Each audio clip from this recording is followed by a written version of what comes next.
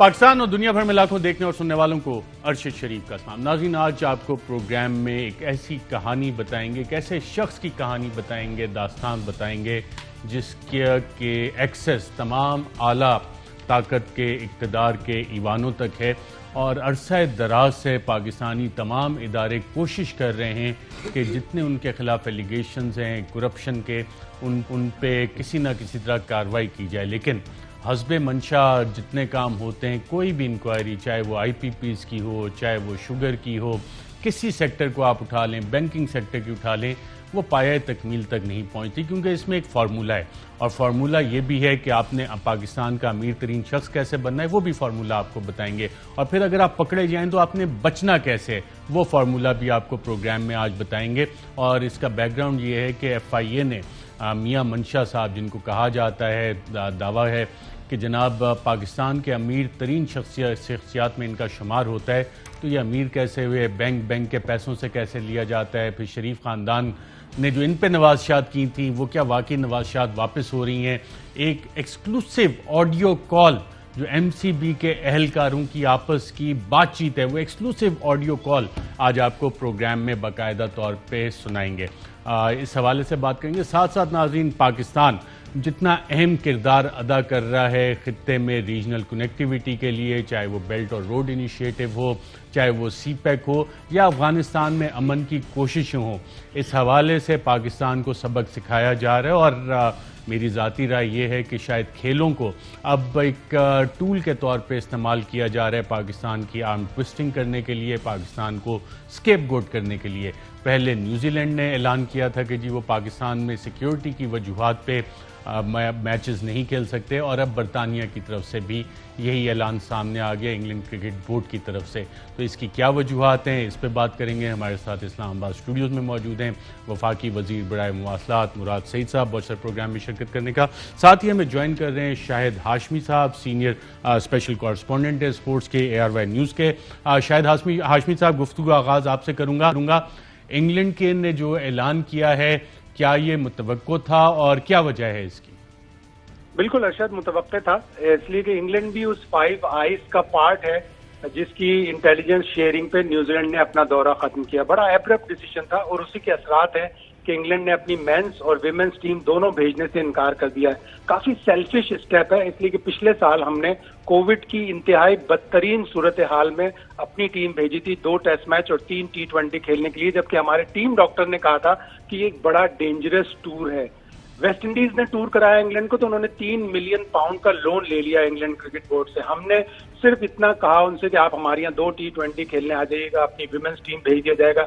Gentleman's act था हमारा, पाकिस्तान ने हमेशा जेंटलमैन एक्ट किया है और उसकी कीमत चुकाई है। वॉर एंड टेरर में पाकिस्तान हिस्सा बना, उसकी पाकिस्तान ने कीमत चुकाई है। तो बड़ा सेल्फिश एक्ट है, मुतवक्को था। और अभी से आप देख लें कि ऑस्ट्रेलिया भी उसी 5 अलायंस का पार्ट है जो 1998 से पाकिस्तान का टूर नहीं कर रहा। फरवरी में उन्होंने मार्च में उन्होंने पाकिस्तान का दौरा करना है। अभी से लिख लें कि वो भी नहीं आएंगे, इसलिए कि वो भी 5 आइज का पार्ट है। ये 5 आइज मिलके हमारी क्रिकेट को ब्लाइंड कर रहे हैं। आपने ये बहुत इंपॉर्टेंट बात की कि ऑस्ट्रेलिया ने कब पाकिस्तान आना है, कब ये मैचेस शेड्यूल हुए थे, और आप कह रहे हैं कि क्योंकि ये 5 आइज जो कि एक अलायंस बनाई गई थी कोल्ड वॉर के दौरान इन 5 ममालिक की, जिसमें अमेरिका, बरतानिया, कनाडा, ऑस्ट्रेलिया और न्यूजीलैंड शामिल हैं, अब यह अलायंस बाकायदा तौर पे चीन के खिलाफ भी इस्तेमाल हो रही है। अफगानिस्तान का जैसे आपने जिक्र किया वो भी हो रहा है। तो ये ऑलरेडी प्री शेड्यूल्ड ऑस्ट्रेलिया का दौरा है, आप समझ रहे हैं कि वो भी अब खतरे में सिर्फ इस वजह से होगा। और न्यूजीलैंड ने कैंसिल कर दिया, इंग्लैंड ने कैंसिल कर दिया, तो ऑस्ट्रेलिया अब पाबंद होगा कि वो भी ना आए। जी शाहिद हाशमी साहब, 5 आइज का जो अलायंस है उसकी वजह से ऑस्ट्रेलिया भी ये डिसीजन कर लेगा। कल परसों ऑस्ट्रेलिया के एक अखबार ने बड़ा मज़ाक़ खेज एक कॉलम छापा कि न्यूजीलैंड के पुल आउट करने के बाद इंग्लैंड भी पुल आउट करेगा, इसलिए कि उन्होंने हमारे यहाँ एशेज खेलने आना है और जब वो पाकिस्तान नहीं जाएंगे तो उन्हें 10-15 दिन का आराम मिल जाएगा। वो बड़े सुकून से आराम के बाद एशेज खेलने हमारी आ जाएंगे। तो इससे आप अंदाजा लगा लें कि उनकी कैसी प्लानिंग होती है, पहले से प्लानिंग होती है और वो प्लान करके सारी चीज़ों को ख़त्म करते हैं। राइट, शायद हाशमी साहब बहुत शुक्रिया। अपनी राय से आगाह करने के लिए। मोहसिन हसन खान साहब, पाकिस्तान के test cricketer, graceful opening batsman, एक डबल सेंचुरी मुझे आज तक याद है जिस तरह से उन्होंने की थी। बहुत शुक्रिया मोहसिन हसन खान साहब हमें प्रोग्राम में ज्वाइन करने के लिए। ये क्या हो रहा है पाकिस्तान के साथ? क्रिकेट सीरीज पहले न्यूजीलैंड, अब इंग्लैंड भी भाग गया है, वजह क्या है? अरशद मेरे भाई, बहुत दुख है, बहुत अफसोस है कि पाकिस्तान ने मेरा ख्याल अभी तक कोई कसर नहीं छोड़ी, और खास तौर पे जब से इमरान अपने प्राइम मिनिस्टर बन के आया, he is one of the best cricketer of the world. तो सारी कोशिशें हो रही हैं, फिर मैं जितनी भी तारीफ करूं अपनी सिक्योरिटी फोर्सेस की और अपनी इंटेलिजेंस की, इट इज आउटस्टैंडिंग। तो यहाँ अब इनको क्या लास्ट में से, देखिए मैं एक बात फील करता हूँ जो मैं कह रहा हूँ, इसलिए मुझे अपने मुल्क को कोई मुझे नुकसान पहुंचता है तो मुझे दिल से तकलीफ होती है, चाहे वो क्रिकेट हो या कोई भी फील्ड हो। इनको चाहिए था कि जब उन्होंने मैच कैंसिल करने कहा था तो उनसे ये जाके कहते, देखिए अगर आपको खदशात है तो ठीक है, हम आज का मैच कॉल ऑफ कर देते हैं, चलिए आप लोग होटल में जबरदस्त सिक्योरिटी है और अगर आप चाहें तो हम उसको डबल कर देते हैं। You know, I would have gone there. अगर मैं इसको संभाल रहा होता मैटर को, तो मैं जाके उनको कहता कि आप यहाँ रुके, इस तरह आप जाएंगे तो इसमें क्रिकेट की, पाकिस्तान की क्रिकेट और पाकिस्तान की बहुत बेइज्जती है, हमारी इज्जत को ठेस पहुंचेगा। हमारी क्रिकेट को बड़ी मुश्किलों से मेहनत करके हमने 12-14 साल मेहनत की है, सारी सिक्योरिटीज करके, सेव करके, दुनिया की आपकी सिक्योरिटी टीम आई थी, उन्होंने भी कहा बिल्कुल हम सेटिस्फाइड हैं, ये लोग भी आए थे, 3-4 दिन आराम से प्रैक्टिस कर रहे हैं, खेल रहे हैं, कूद रहे हैं, it was like a picnic thing man. तो यहाँ पे सडनली जब होता तो ऑनेस्टली अरशद मैं इनसे कहता कि आप रुके, गिव अस 24 आवर्स, हम आपको बिल्कुल जबरदस्ती नहीं रोकेंगे, सबसे पहले हम आपको चार्टर करके भिजवाएंगे। लेकिन then I would have called the prime minister Imran Khan, वो उस वक्त वहाँ थे ताजिकिस्तान में, कि जी ये सिचुएशन बनी है, आपसे एक रिक्वेस्ट है, आप एक काम करें, या तो आप न्यूजीलैंड की प्राइम मिनिस्टर से डायरेक्ट बात कर लें और उनसे पूछ लें जो भी बात करनी, या मुझे वो करते हैं कि मैं उनसे बात बिल्कुल। मोहसिन खान साहब, प्राइम मिनिस्टर ने बिल्कुल न्यूजीलैंड की प्राइम मिनिस्टर से भी बात की थी इस हवाले से, वो की थी, लेकिन वो सिचुएशन क्या थी? अब देखिए इमरान खान वहाँ बैठे हुए थे कॉन्फ्रेंस पे, बड़ा इंपॉर्टेंट टूर पे, उनको सारी इन एंड आउट नहीं पता था। वो न्यूजीलैंड के प्राइम मिनिस्टर को वो कहते ही, अगर वो लेट्स से कि मेरे जिम्मे डालते हैं मोहसिन तो बात करके मुझे बताओ, मैं बात करता, मैं उनसे कहता देखिए you are a wonderful prime minister, you are a wonderful human being, आपने बड़ी अच्छी मिसालें सेट की है, जब मुसलमानों के ऊपर ये हो गया था, मस्जिदों में अजान करवाई, क्या क्या बड़ा अच्छा जेस्चर दिया। तो ये हमारी इंटेग्रिटी का सवाल है, ये पाकिस्तान की क्रिकेट का और पाकिस्तान का सबसे बढ़ के इंटेग्रिटी का सवाल है।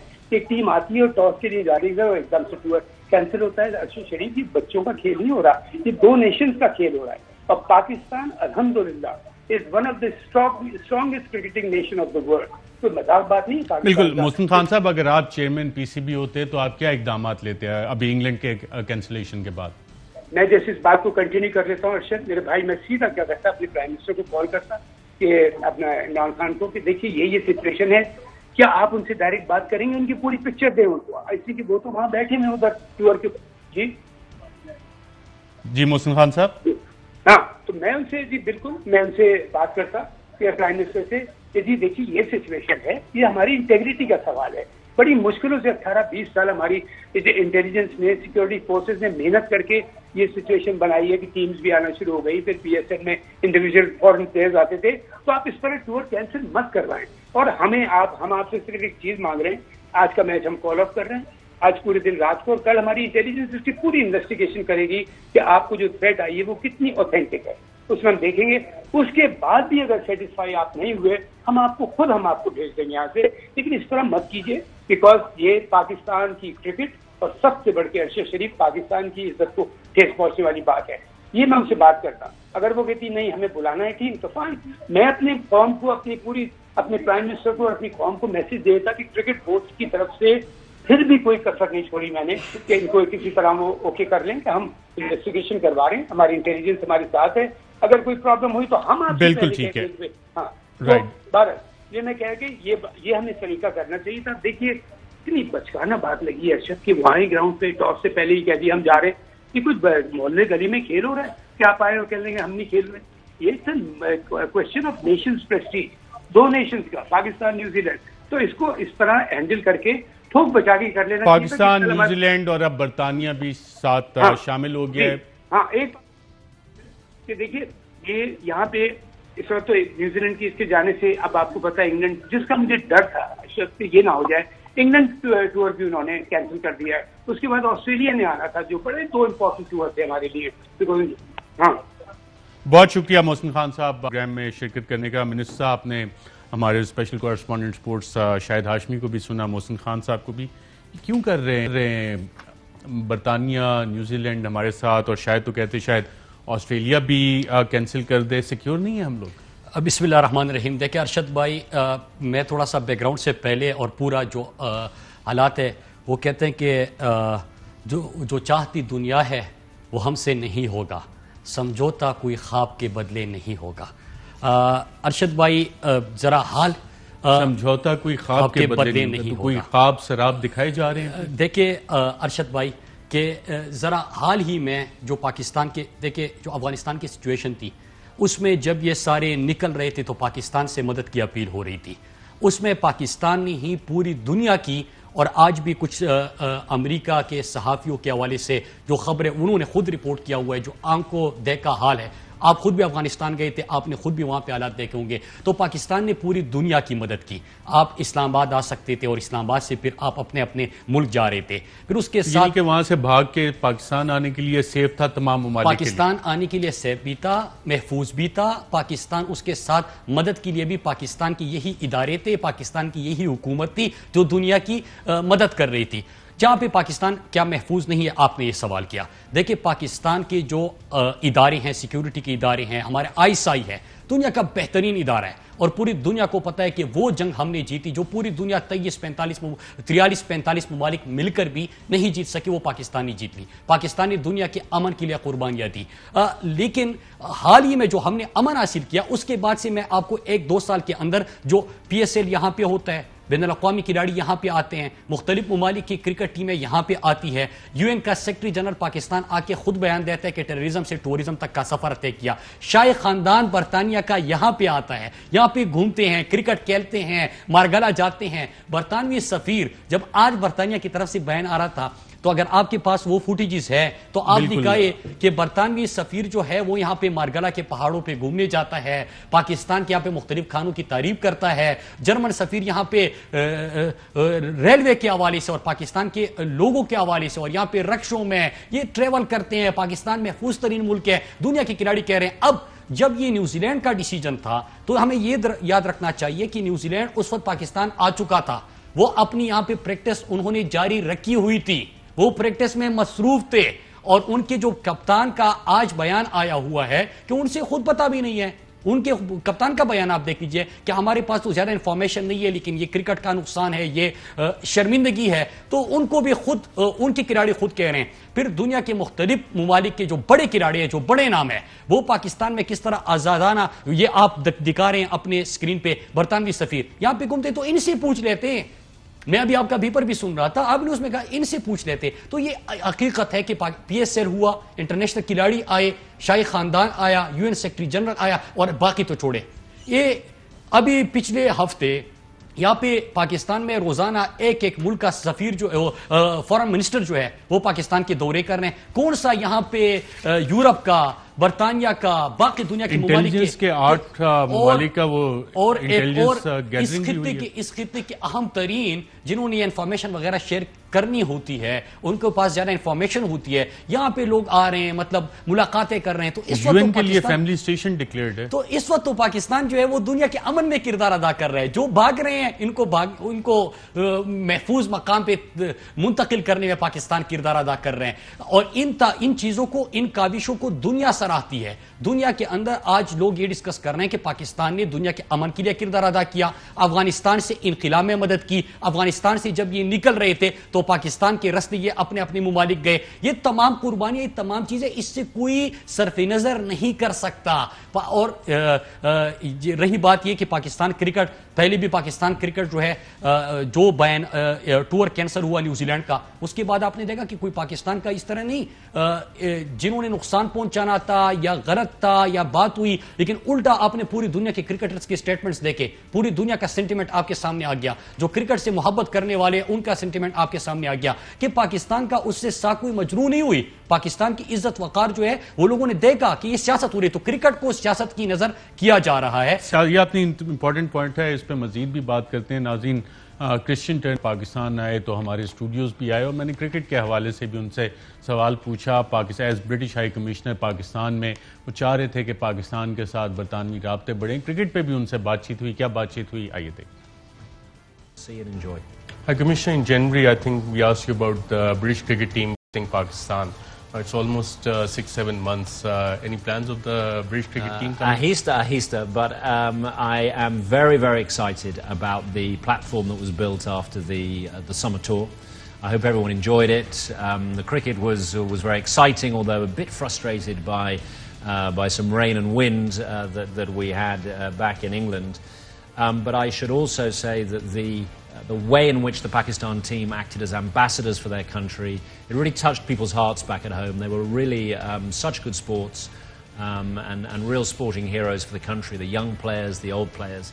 So having done that, I am ever more keen to deliver that tour back here in some form to Pakistan. A lot of the international sporting fixtures have been frustrated by this coronavirus. But I'm still working hard and hopeful we will see England tour here in Pakistan. Anything else you would like to add, High Commissioner? Well, there is one thing, because I understand. जी नाज़रीन, corona के बावजूद पाकिस्तान की team ने visit किया और British high commissioner कोशिशें कर रहे थे कि बरतानवी टीम यहाँ पे आए।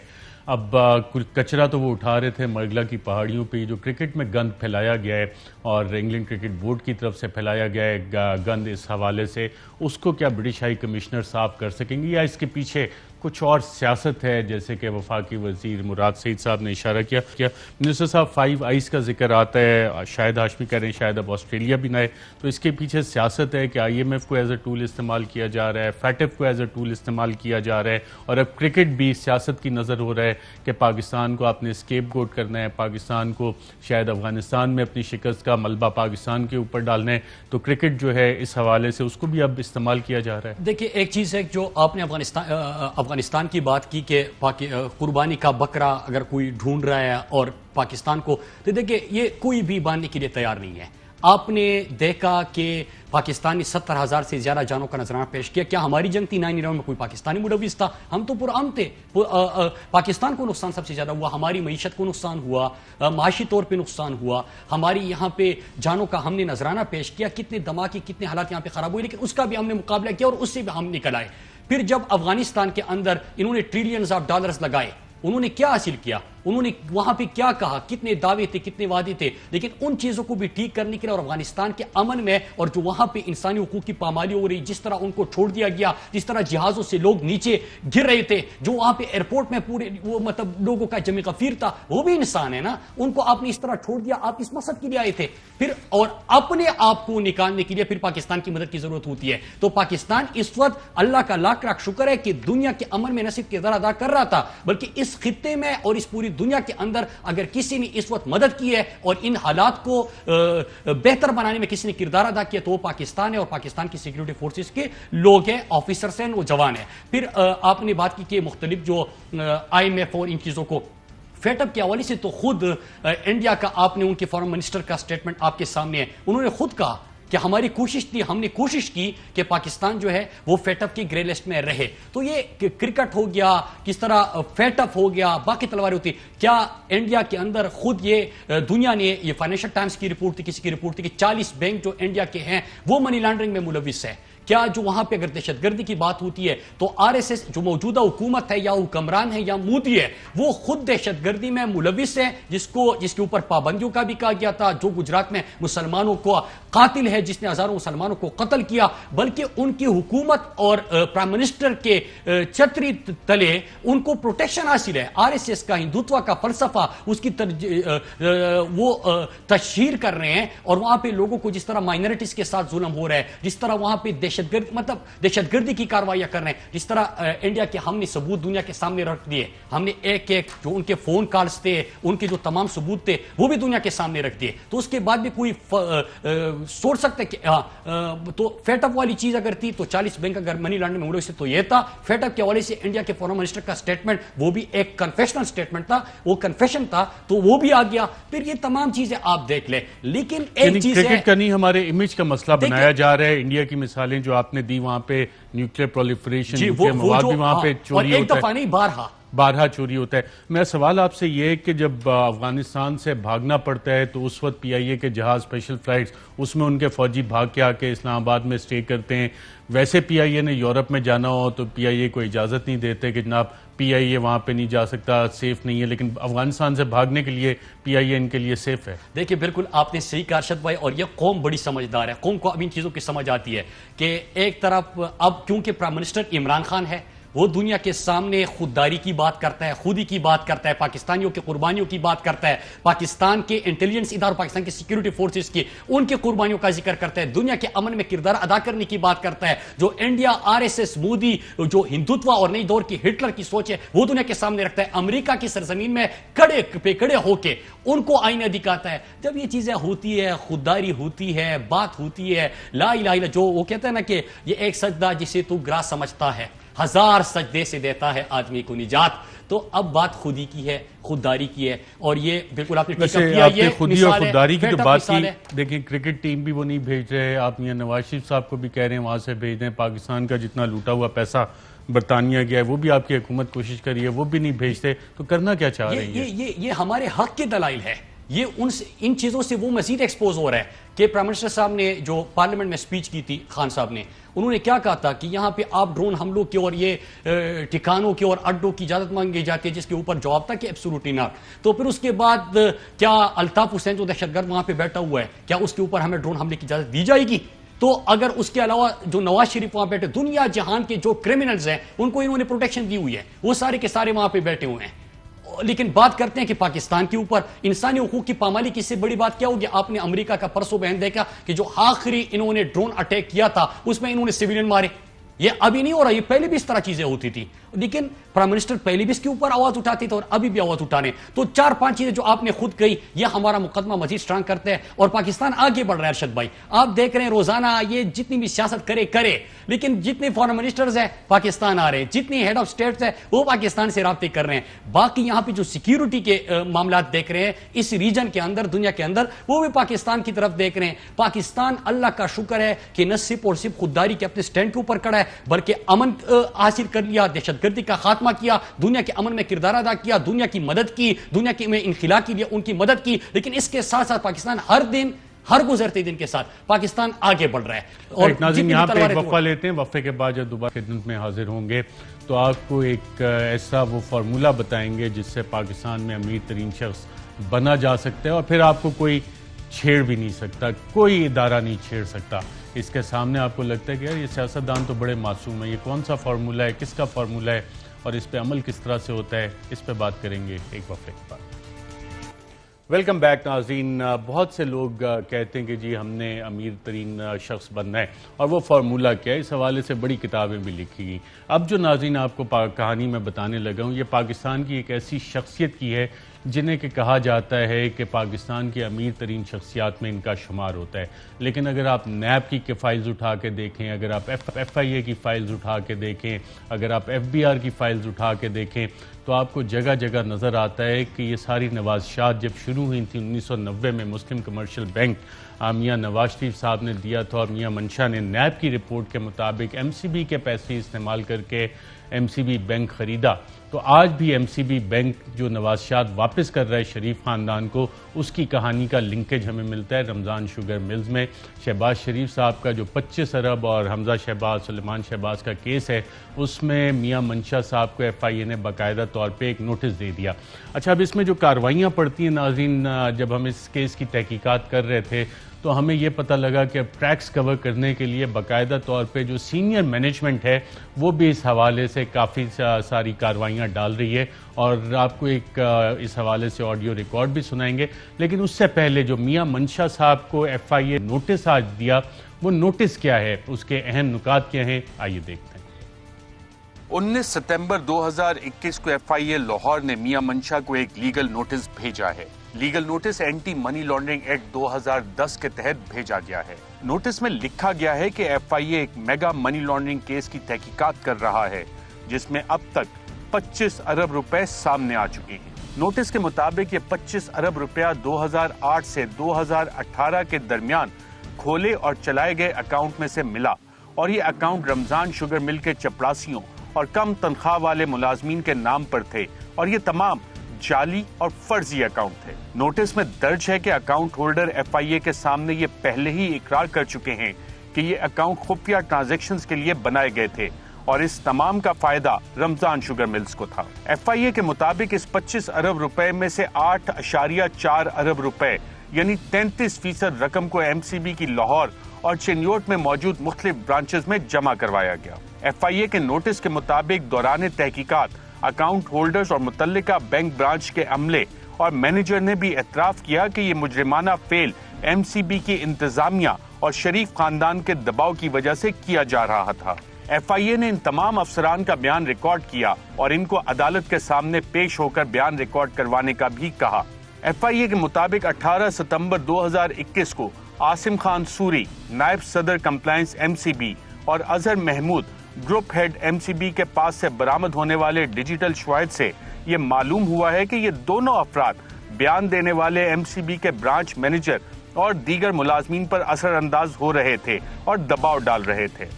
एफआईए नोटिस में दर्ज है कि इन दो हजरात ने मुतल्लिका ब्रांच मैनेजर और अमले को हिदायत जारी की कि हकायक को छुपाया जाए ताकि शरीफ खानदान को कानूनी कार्रवाई से बचाया जा सके।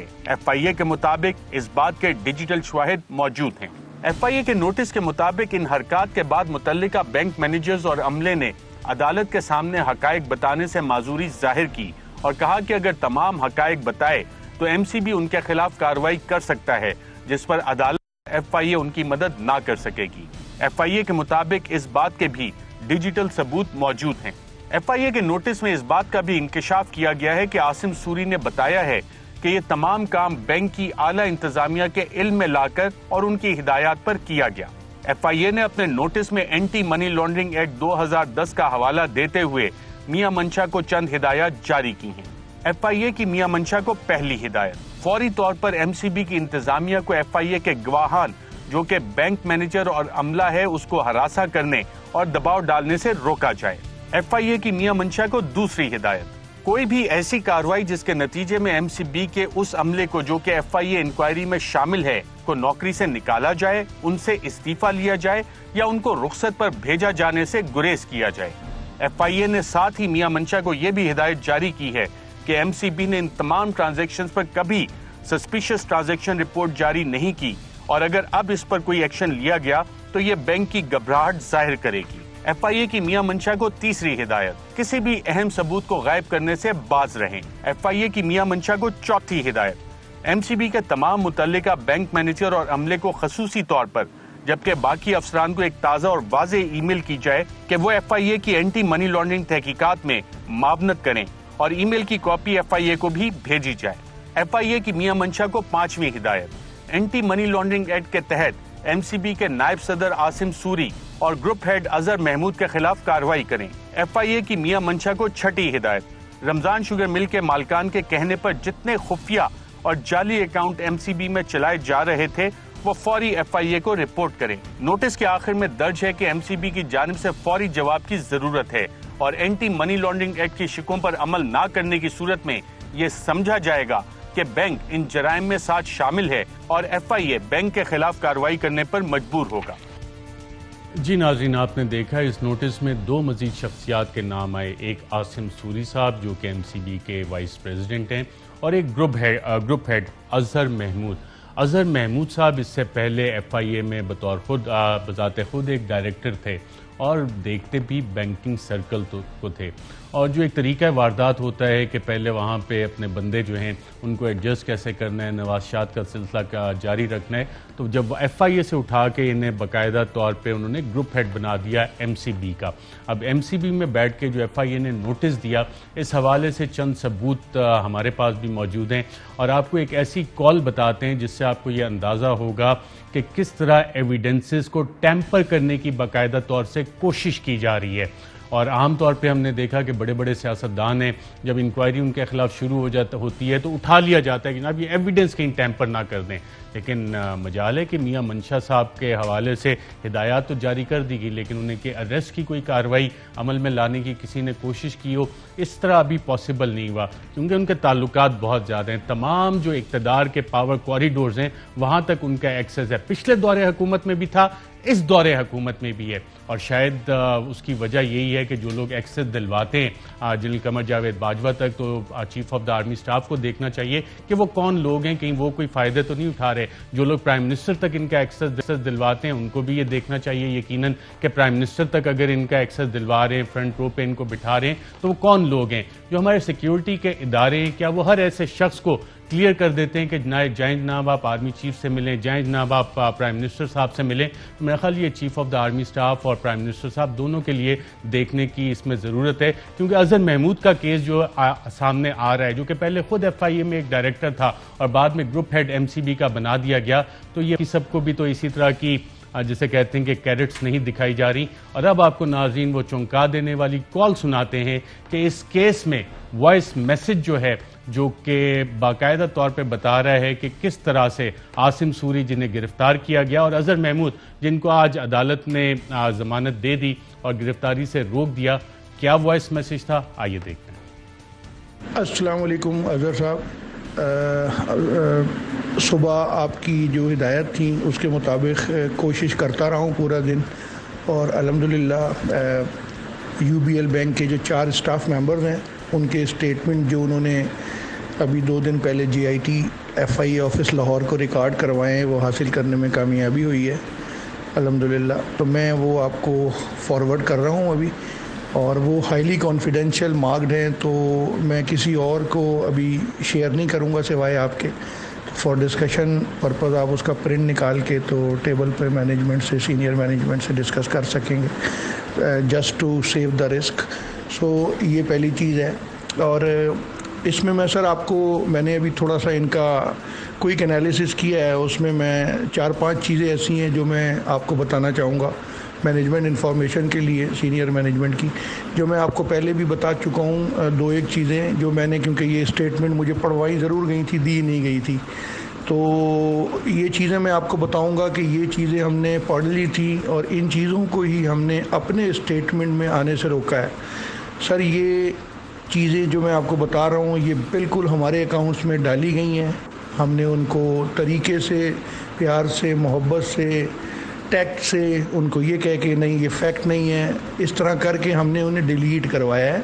अदरवाइज़ ये हमारे स्टेटमेंट में सर ये हूबहू वो फॉर्मेट था जिस पे वो टाइप कर रहे थे, ये आनी थी। डिस्कशन में भी हमें टैक्टफुली इस पर लाया गया है और स्टाफ को भी कोशिश की गई, बट मैं क्योंकि वहाँ बैठा हुआ था, हर स्टेटमेंट मेरे ओके के बाद प्रिंट हो रही थी, तो मैं ये चीज़ें मैं आपको बताता हूँ कि हमने किस तरह कटवाई हैं, जो कि UBL के अकाउंट्स, UBL के स्टाफ स्टेटमेंट्स में कट नहीं पाई।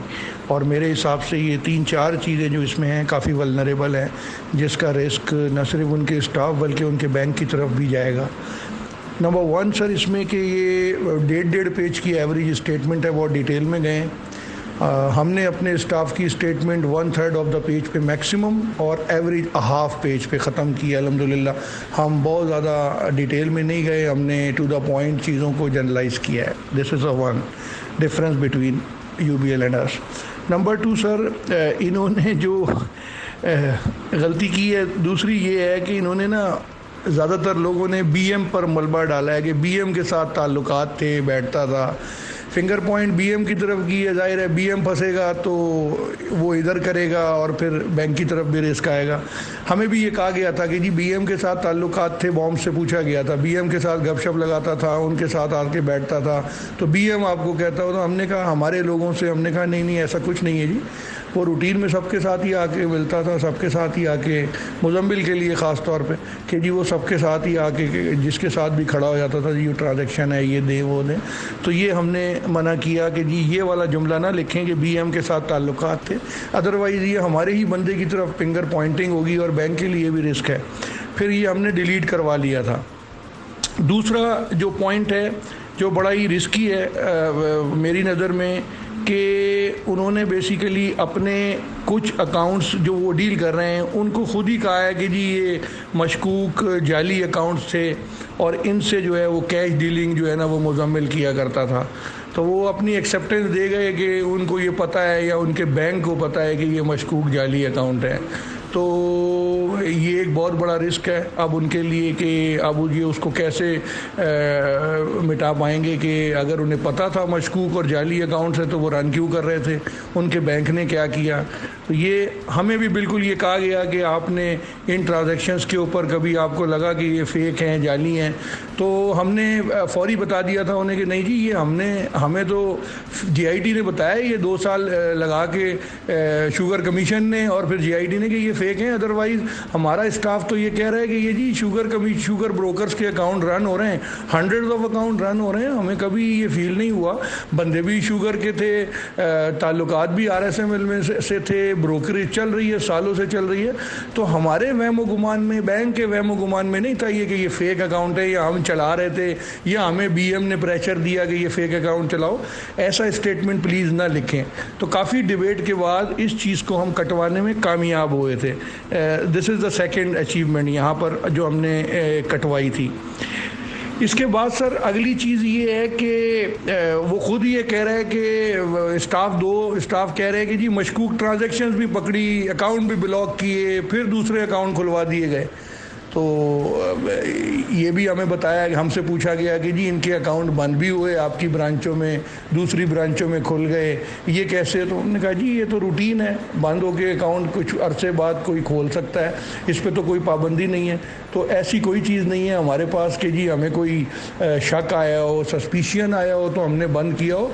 रूटीन में बंद हुए होंगे, रूटीन में खुले होंगे जनरल। तो मेहरबानी करें आप ये वाली चीज़ बिल्कुल इसमें से निकालें या ना लिखिएगा कि जी मशकूक ट्रांजैक्शंस हमने देखी। हमने कभी, क्योंकि सर हमने इसकी STR नहीं की हुई थी कोई, तो मेरे लिए ये चैलेंज था कि अगर हम ये कह देंगे जैसे UBL ने कहा है उनकी भी STR नहीं है, मुझे पता है, तो UBL को अभी ये फेस करना पड़ेगा रिस्क कि अगर उनके स्टाफ ने कहा है कि जी बैंक को पता था मशकूक ट्रांजैक्शंस हैं, मशकूक अकाउंट है, तो STR क्यों नहीं की। सो ये तीसरी चीज़ थी।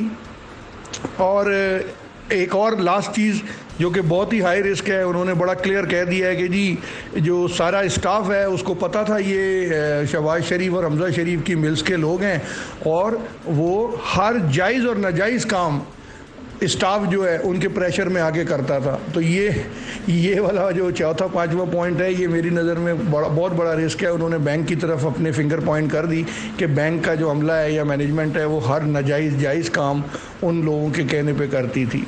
तो सर ये डिफरेंस है जो मैं आपको पहले भी बता चुका था। पढ़ने के बाद आज मुझे स्टेटमेंट मिल गए तो मैं आपको ज़्यादा डिटेल से ये बता रहा हूँ कि ये that must be in the knowledge of senior management कि हमारी स्टेटमेंट्स में और दूसरे बैंकों की स्टेटमेंट में ये फ़र्क है। This is one side of staff statement. Thank you very much sir. Thank you very much sir. Asim Suri साहब जितनी उन्होंने अपनी अचीवमेंट्स बताई और जो कुछ वो स्टाफ की स्टेटमेंट से डिलीट करवाते रहे, चेंज करवाते रहे, आखिरकार वो अपने व्हाट्सएप मैसेजेस से ये वॉइस मैसेज अपना जो है ये डिलीट करवाना भूल गए। हमें उम्मीद है कि FIA इसकी पूरी फोरेंसिक तहकीकात करवाएगी। सिर्फ यही नहीं, आसिम सूरी साहब ने जब FIA की इंक्वायरी शुरू हुई तो एक ग्रुप भी बाकायदा तौर पे बनाया और उसमें जो चैट मैसेजेस हैं आसिम सूरी साहब, वो हम आपको नाज़रीन स्क्रीन पे दिखाते हैं। वो कहते हैं आसिम सूरी साहब के जनाब में आपको 4 बड़ी गलतियाँ इन्होंने की हैं वो बताता हूँ और आप मुझसे एग्री करेंगे कि हम इससे एग्री क्यों नहीं करते। पहला, उन्होंने कहा कि ब्रांच मैनेजर्स के साथ मुजम्मिल के बहुत अच्छे रिलेशन थे और वो उसके पास बहुत आता जाता था। हमारे ब्रांच में fake accounts of RSML run हो रहे थे। रमज़ान शुगर मिल, RSML और उनके लोगों के प्रेशर में हमने हर जायज़ और नाजायज़ काम किया। हमने बहुत सारे मशकूक ट्रांजैक्शन पकड़े और अकाउंट ब्लॉक किए जो कि फिर खुलवा लिए गए। फिर इनको गालिबन खुर्रम शहजाद साहब या उसमें एक मैसेज आगे टैग होता है, इस पर वो रिप्लाई करते हैं उसे टैग करके। उन्हें पहले ही गाइडेंस मिल जाती तो बयान वापस ही ना लेने पड़ते। अब इमेजिन करो जब वो कल को बयान वापस लेंगे फिर दोबारा FIA ऑफिस में उनके लिए फेवरेबल हालात नहीं होंगे। और ये गालिबन बातचीत वो UBL के हवाले से कर रहे थे। चंद और मैसेजेस भी हैं जो 17 सितंबर 2021 को किए गए और actually everyone has to believe, that's why I just wrote here. Asim Suri, what's the question? Question क्या है? Sorry, call me, message was not for this forum. You carry on. I mean, what is staff future in line of legal procedure, that is visits to court, FIA। अब इंतहाई अहम यहाँ से गुफ्तगू शुरू हो रही है कि जो स्टाफ है जिसमें कि 13 अफराद MCB के शामिल हैं और FIA ने जब बयानात इनके 161 CRPC के तहत रिकॉर्ड किए और 164 के बयान के लिए जुडिशल मजिस्ट्रेट कामरान जफर के सामने पेश करना था तो उसमें ये तमाम इनके नाम दिए हुए हैं। 13 के 13 MCB का जो स्टाफ है ये उस हवाले से इंतहाई अहम सवाल है कि जनाब अब FIA और कोर्ट में जब जाना है तो लीगल प्रोसीजर क्या होगा, उस हवाले से हमने क्या करना है। तो आसिम सूरी साहब बताते हैं कोर्ट और FIA की कोई जुरिसडिक्शन नहीं है। अगर स्टाफ को जो बैंक है वो ऑलरेडी पिनलाइज कर दी, यानी कि MCB बैंक अगर उनके खिलाफ पहले ही कार्रवाई कर दे तो फिर कोर्ट और FIA उनके खिलाफ कुछ नहीं कर सकेगी। ये आसिम सूरी साहब ने 17 तारीख को 9:58 में बाकायदा तौर पर यह मैसेज किया। That is why we did initiate. अब यहाँ पे ये एक इंडिकेशन दे रहे हैं कि आप ये इनिशिएट कर दें और हमने शायद इनिशिएट भी किया उनके खिलाफ एक्शन, ताकि हम FIA को दिखा दें, कोर्ट को दिखा दें कि ना देखें हमने तो इनके खिलाफ कार्रवाई कर दी थी। और ये स्टाफ जो है बेचारे, उनके नाम भी मैं आपको बताता हूं जिनको ये कुर्बानी का बकरा बनाया गया। और जब सीनियर मैनेजमेंट को आसिम सूरी साहब बाकायदा रिपोर्ट कर रहे हैं तो सीनियर मैनेजमेंट यकीनन इसमें पूरी तरह मुलव्विस है। जो रिपोर्ट जा रही है, अजहर महमूद ग्रुप हेड हैं, पहले FIA के डायरेक्टर थे, बैंकिंग सर्कल को ही देखते थे, अब ग्रुप हेड हैं, वो भी आगे किसी को रिपोर्ट करेंगे।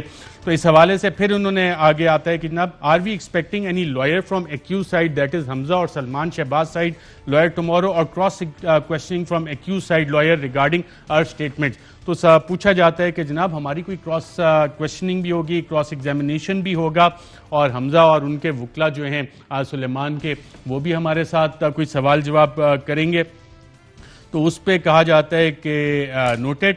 और फिर एज पर UBL एक्सपीएम काफ़ी लंबी चीज़ें जो आपको आइंदा भी नाज़रीन बताते रहेंगे। और अब जो स्टाफ को कुर्बानी का बकरा बनाया जाना था, जहाँ दीगर और लोगों के नाम भी हैं, उसमें इरम बतूल हाशमी, अफजल गौरी भट्टी, ये ब्रांच मैनेजर है MCB करीम ब्रांच के, Ishaq Ahmad MCB Faisalabad, Hamid Ali regional manager operation MCB Mianwali, Tayyab Ali manager operation MCB Jhang road, Mohammad Atif Amir regional manager operations MCB, Afzal Ahmad operation manager MCB, Asif Naeem branch manager MCB, Syed Tabassum Raza Naqvi branch operation manager MCB Jamia road branch, Ahmad Ali operation manager MCB Jhang road, Khurram Shahzad operation manager MCB, Mohammad Rahman operations manager MCB, Makwana branch Faisalabad, Fariya Ejaz branch manager MCB Ajmal house Lahore. और देखिए नाज़रीन, आपको इस हवाले से बड़े मज़े की चीज़ें वो भी बताएंगे। मैं सिर्फ नाज़रीन को ये बताता चलूँ, बल्कि अकाउंट्स की डिटेल्स भी हैं, किसके अकाउंट में कैसे गया, कौन क्या करता रहा, वो भी आपसे शेयर करेंगे। लेकिन एक अहम चीज़ आपको बताएं कि मियां मंशा साहब को हमारे एग्जीक्यूटिव प्रोड्यूसर अदील राजा साहब ने आज चंद इंतहाई अहम सवालात भेजे और हमें तवक्को थी कि मियां मंशा साहब शायद उसके जवाबात दें, लेकिन जब हम प्रोग्राम में भी कर रहे थे तो मियां मंशा साहब ने अभी तक उसके जवाबात नहीं दिए। यहाँ पे नाज़रीन वक्फा लेंगे, वक्फे के बाद दोबारा आपकी खिदमत में हाजिर। वेलकम बैक नाज़रीन। अब जब चीनी महंगी होती है और कहा जाता है कि नून या पाकिस्तान तहरीक इंसाफ के दौर में चीनी की प्राइसेस डबल हो गई, प्राइम मिनिस्टर साहब ने शुगर इंक्वायरी कमीशन बनाया और उसमें जो नेक्सस सामने आया उसमें हमें ये भी पता लगा कि मियां मंशा और दीगर बड़े बड़े लोग वो भी सारे किसी ना किसी तरह से जो फेक ट्रांजेक्शन्स हैं किस तरह से मावनत कर रहे थे। तो अगर आपको महंगी चीनी मिलती है तो जहाँ बाकी आपको चेहरे याद आते हैं नाज़रीन, मियां मंशा साहब को भी यकीनन क्रेडिट दिया करें। जब भी आप अपनी चाय में चीनी डाल रहे हो या मीठे में आप चीनी इस्तेमाल कर रहे हो या बाज़ार से महंगी चीनी ले रहे हो, जब आपको बिजली का महंगा बिल आता है और कहा जा रहा है कि जी बिल्कुल यकीनन मेरा भी बिल आया और मैं देख के परेशान हो गया इस दफ़ा कि जनाब ये क्या हुआ है, इतना ज़्यादा बिजली का बिल, फिर मुझे ख्याल आया कि नहीं, एक आईपीपी कमीशन रिपोर्ट भी थी जिस पे कि पर्दा डाल दिया गया, और उस आईपीपी कमीशन रिपोर्ट में भी बहुत सारे लोग मुस्तफीद हुए और वो रिपोर्ट हुकूमत ने कभी पब्लिक नहीं की। उसी आईपीपी कमीशन रिपोर्ट में ये दर्ज है कि मियां मंशा की 4 आईपीपीज ने 71 अरब रुपए के जायद मुनाफे, एक्सेस प्रॉफिट्स कमाए, और सिर्फ एक निशात चुनिया का नैब जिसकी तहकीकात कर रही थी, उन्हें बाकायदा सेक्रेटरी पावर को एक खत लिखा और उसमें 8.3 अरब रुपए जायद पेमेंट्स की अदायगी का बताया। तो अब 8.3 अरब 71 अरब की access payment, IPP commission report, मैं नहीं कह रहा आईपीपी कमीशन रिपोर्ट, लेकिन वह हुकूमत ने रिपोर्ट दबा ली, उस पर भी एक्शन कोई नहीं। निशात चुनिया के हवाले से नैब की फाइल किधर गई कुछ पता नहीं। फिर एक और बड़ा इंटरेस्टिंग केस था इस हवाले से, सेंट जेम्स होटल लंदन, जी हाँ लंदन, और उसमें भी जो एमसीबी की तरफ से मियां मंशा की तरफ से बयान आया, ख़ानदान की अखबारों में छपा, तो वो ये था कि जनाब पैसे पाकिस्तान से गए।